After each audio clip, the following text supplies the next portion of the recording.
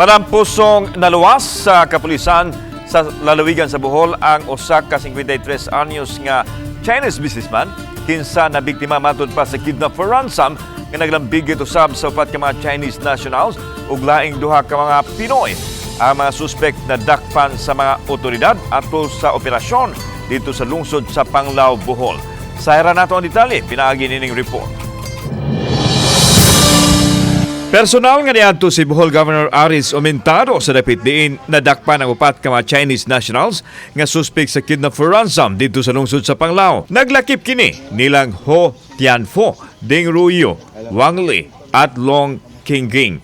Samtang nadakpan usab ang duha ka kaubang Pinoy nga silang Roberto Jeremy Atienza o Junel Dave Olayers nga taga Manila.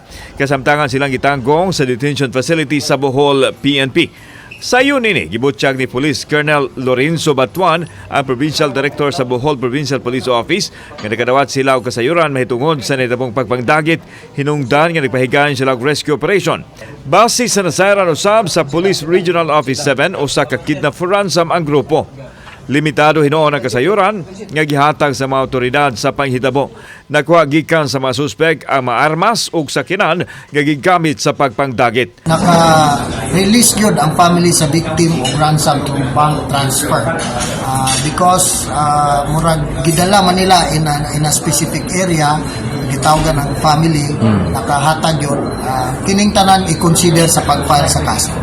Ang biktima nga usa-usab ka Chinese businessman gikan sa Jiangsu, China, naluwas usab sa mga otoridad.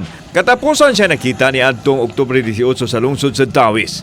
Samtang wa muluwat og pamahayag ang mga dinakpan mahitungod sa kasong gilambigitan. Sa pagkakaroon ng atong victim na nasa custody sa police, giprovidean og health mga sa iyang health, i-make sure na okay na siya, then nag-andam na ta para sa pag-file sa kaso. Gipadayag usab sa gobernador sa Bohol. Isolated case ang nahitabo sa lungsod sa Panglao. Kauban si Rod Prado, ako si Alan Domingo. Balitang Bisdak.